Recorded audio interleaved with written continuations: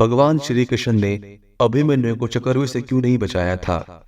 दोस्तों, महाभारत कथा से तो आप भली भांति परिचित होंगे ही। महाभारत युद्ध क्यों और कैसे और किन योद्धाओं में लड़ा गया था, यह तो आपको पता ही होगा। अब भगवान श्री कृष्ण ने किसका साथ दिया था, लेकिन इसमें कई ऐसे योद्धाओं से जुड़ी कई रोचक तथ्य और रहस्य भी हैं जिन्हें आपको जानना चाहिए। ऐसे ही एक पुरानी कथा अभिमन्यु से भी जुड़ी है। अर्जुन और सुभद्रा के पुत्र अभिमन्यु को तो आप लोग जानते ही होंगे कि महाभारत युद्ध में अभिमन्यु वीर गति को प्राप्त हो गए थे। लेकिन बहुत से लोगों के मन में यह प्रश्न अवश्य होता होगा कि आखिर सर्वशक्तिमान श्री कृष्ण ने अपने ही बहन सुभद्रा के पुत्र अभिमन्यु को क्यों नहीं बचाया था, जबकि अर्जुन और पांचों पांडवों के युद्ध के अंत तक उनके रक्षा कवच बने रहे थे। तो अभिमन्यु को क्यों मर जाने दिया?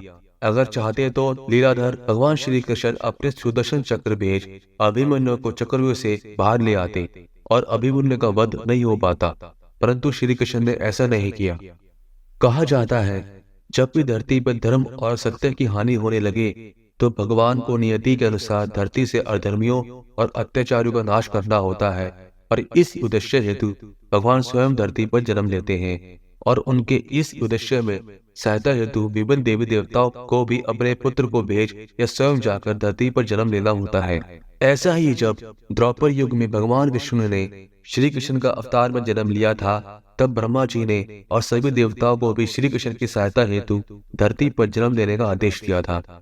ब्रह्मा जी के इस आदेश का सभी देवताओं ने स्वागत किया था, परंतु चंद्रमा ने इस आदेश का विरोध किया और अपने पुत्र वर्षा को पृथ्वी पर जन्म देने से इनकार कर दिया। लेकिन जब सभी देवताओं ने मिलकर चंद्रमा को समझाया कि धर्म की रक्षा करना ही हम देवताओं का परम कर्तव्य और धर्म है, इसलिए हम सभी को ब्रह्मा जी का आदेश पालन करना है, यह हमारा दायित्व और कर्तव्य भी है।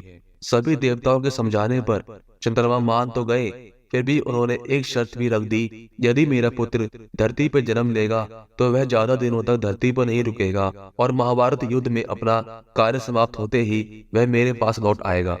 इसके साथ ही वह युद्ध में अपने पराक्रम से बड़े बड़े महारथियों को भी चकित कर और युद्ध लड़ते हुए वीर गति को प्राप्त होगा, और उसके इस अदम्य साहस को युगों युगों तक याद रखा जाएगा।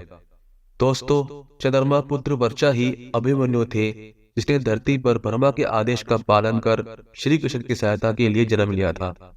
चंद्रमा के शर्त अनुसार ही श्री कृष्ण ने अभिमन्यु की नीति में दखल नहीं दिया और अभिमन्यु महाभारत युद्ध में वीर गति को प्राप्त हो अपने पिता चंद्रमा के पास चले गए। दोस्तों, आपको यह कथा कैसी लगी कृपया करके कमेंट में जरूर बताएं। वीडियो पसंद आया हो तो लाइक जरूर करें और चैनल को सब्सक्राइब करना ना भूलें। धन्यवाद।